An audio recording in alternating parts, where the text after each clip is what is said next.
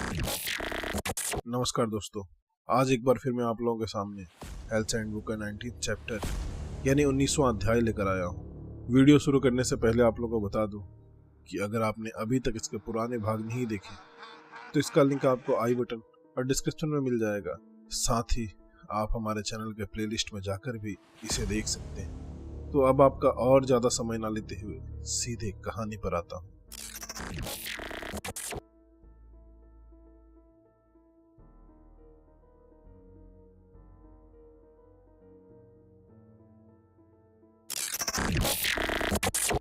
तांगनिंग सुजिन की सुपरवाइजर थी। उसका उपनाम उसे वास्तव में डरावना लगता था, लेकिन वह वास्तव में एक सुंदर दिखने वाली महिला थी। वह सुजिन की उम्र के आसपास ही थी, इसीलिए कंपनी के भीतर एक अफवाह थी कि उसके पिता का कंपनी के डायरेक्टर से कोई संबंध था और इसी कारण वह इतनी कम उम्र में सुपरवाइजर तक पहुंचने में सफल रही। लेकिन तांगनिंग की अपने विभाग के काम से उम्मीदें बहुत ज्यादा थी और इसीलिए उसे आपका बुरा सपना उपनाम दिया गया था। लेकिन जिस चीज ने सुजिन को सबसे ज्यादा परेशान किया वह यह थी कि उसे टीम के डिनर की योजना बनाने में कितना मजा आता था।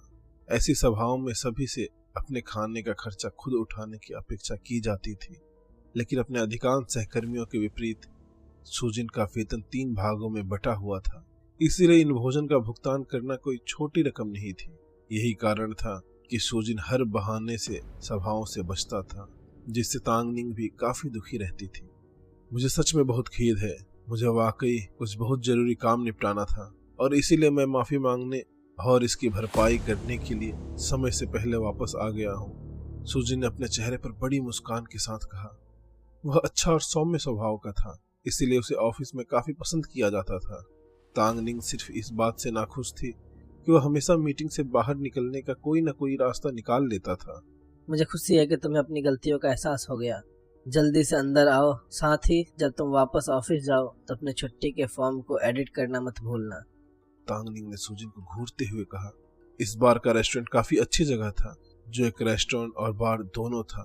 भोजन को all you can eat buffet line में परोसा गया था और बीच में एक बार काउंटर था जो कई तरह के अल्कोहलिक ड्रिंक्स परोसता था। दुर्भाग्य से ये ड्रिंक बुफे का हिस्सा नहीं थे, इसीलिए अगर कोई पीना चाहता था तो उसे पीने के लिए अलग से भुगतान करना पड़ता था।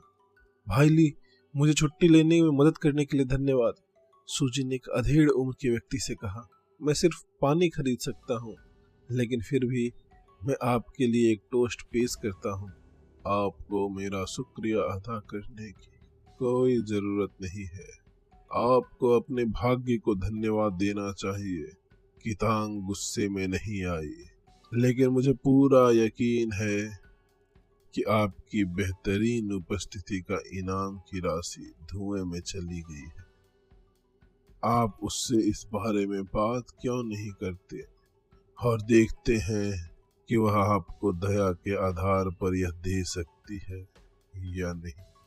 ली जिकाई को कंपनी में एक वरिष्ठ कर्मचारी माना जाता था और वह सभी को जानता था।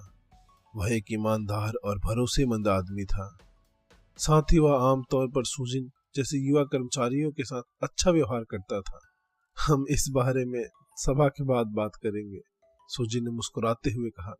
दरअसल तांगनिंग को इन समारोहों का आयोजन करना अच्छा लगता था, क्योंकि वह चाहती थी कि इससे सभी को एक दूसरे को बेहतर तरीके से जानने में मदद मिले।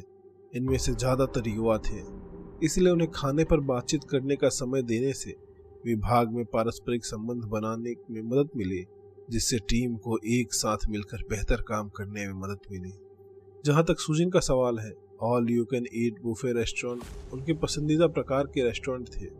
वह बेहद गरीब परिवार में पला बड़ा था, इसीलिए उसे हमेशा ऐसा लगता था कि उसके पास खाने के लिए कभी भी पर्याप्त भोजन नहीं था, या शायद वह कभी इतना खाने की हिम्मत नहीं कर पाया था कि उसका पेट भर जाए।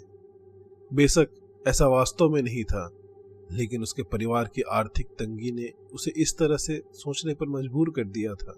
All you can eat buffet एक ऐसा भोजन था जो इस समस्या से निपट सकता था।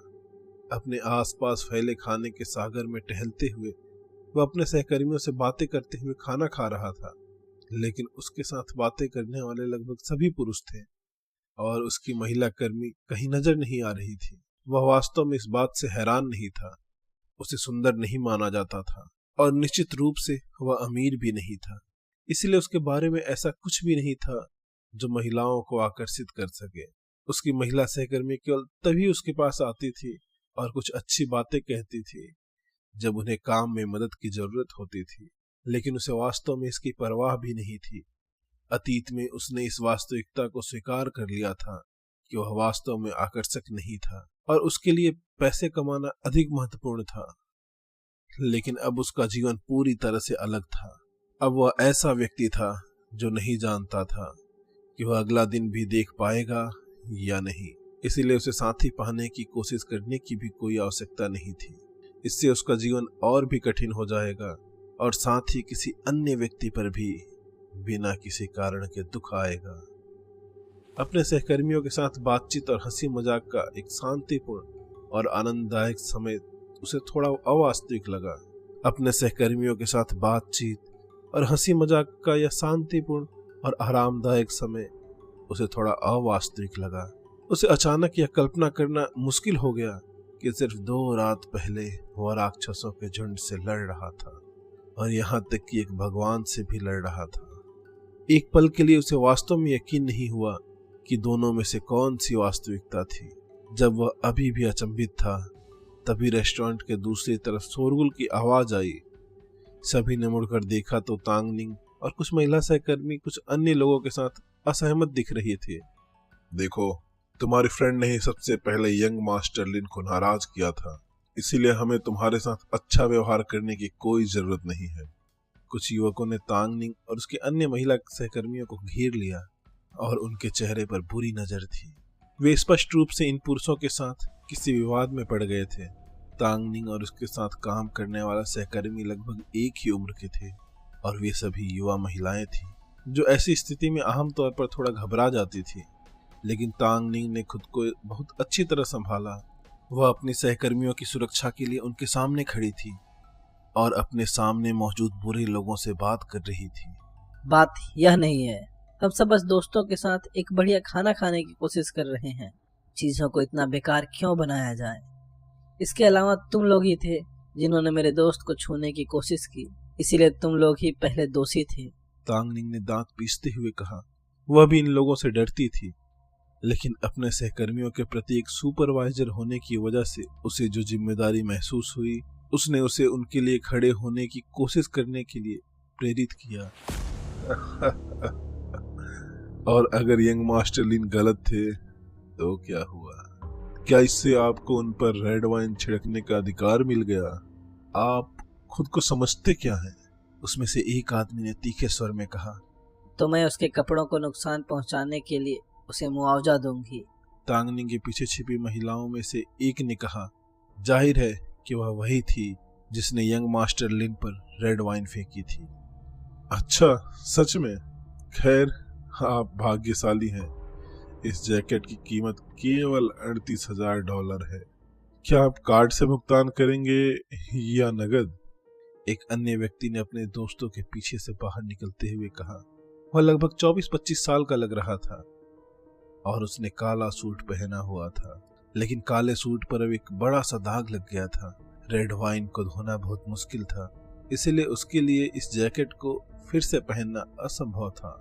जब उसने सुना कि जैकेट की कीमत $38,000 है तो उसका चेहरा पीला पड़ गया। उसकी तनख्वाह ज्यादा कम नहीं थी, लेकिन फिर भी उसे इतनी कीमत की चीज खरीदने के लिए आधे साल तक कड़ी मेहनत और बचत करनी पड़ेगी। क्या हुआ? तुम इसे अफोर्ड नहीं कर सकते? कोई बात नहीं, तुम्हें बस आज रात मेरे साथ अच्छा खाना खाना है और रात मेरे साथ ड्रिंक करना है। यंग मास्टर लिन के चेहरे पर कामुक मुस्कान स्पष्ट संकेत दे रही थी कि वह वास्तव में सिर्फ खाने और ड्रिंक में दिलचस्पी नहीं रखता था। इस पर जोर मत दो, मैं तुम्हें पैसे से मुआवजा दूंगी। तांगनिंग ने तुरंत यंग मास्टर लिन से कहा। युवा मास्टर लिन ने उसे घूर कर देखा और व्यंग्यात्मक लहजे में कहा, तुम खुद को समझती क्या हो? तुम उसका पैसा चुकाने में मदद करोगी? ठीक है, अगर तुम तैयार हो तो तुम मेरे साथ एक रात बिता सकती हो। अगर तुम ऐसा करने को तैयार नहीं हो तो फिर जाओ। तुम एक बेवकूफ हो। तांगनिंग स्पष्ट रूप से यंग मास्टर लिन के सामने कोई मुकाबला नहीं कर सकती थी। उसका सबसे अच्छा बचाव उसे एक बेवकूफ कहना था, लेकिन इससे यंग मास्टर लिन के आदमी उस पर हंसने लगे। यंग मास्टर लिन स्पष्ट रूप से अमीर और शक्तिशाली परिवार से था, क्योंकि बहुत कम लोग इस तरह के बड़े रेस्टोरेंट में परेशानी पैदा करने की हिम्मत करेंगे। इसलिए भले ही तांगनिंग के पुरुष सहकर्मी यंग मास्टर लिन के व्यवहार से नाराज थे, लेकिन किसी ने भी महिलाओं के लिए खुद खड़े होने की हिम्मत नहीं की। सभी महिला कर्मचारी तुरंत उनसे घृणा करने लगी। उनके ये पुरुष सहकर्मी अक्सर अपनी शक्तियों से उन्हें प्रभावित करने की कोशिश करते थे, मानो वे उनकी रक्षा करने के लिए बहुत इच्छुक और सक्षम हों। लेकिन जब वास्तव में उन पर मुसीबत आई तो वे सभी बस देखते रहे और कुछ नहीं किया। देखो, तुम में से किसी एक को आज रात मेरे साथ रात बितानी होगी, वरना कोई भी यहाँ से नहीं जाएगा। युवा मास्टर लिन और उसके आदमी तांगनिंग और बाकी लोगों को अपने शब्दों से धमकाते रहे, जिससे वह लड़की और भी ज्यादा घबरा गई, जिसने उसे पहले ही नाराज कर दिया था। उसे समझ नहीं आ रहा था कि क्या करे। ली झिकाई यहाँ सभी के लिए बड़े भाई की तरह था, इसलिए उसने लड़कियों के लिए खुद खड़े होने का फैसला किया। उसने एक आकर्षक मुस्कान दी और यंग मास्टर लिन से कहा, नमस्ते मिस्टर लिन, हम सब यहाँ सिर्फ एक अच्छा खाना खाने आए हैं, तो आप खुद को इतना दुखी क्यों कर रहे हैं? हम आपके कपड़ों को हुए नुकसान की भरपाई जरूर करेंगे, इसीलिए मुझे उम्मीद है कि आप हमारे प्रति उदार होंगे और इस मामले को जाने देंगे। तुम्हारे प्रति उदार?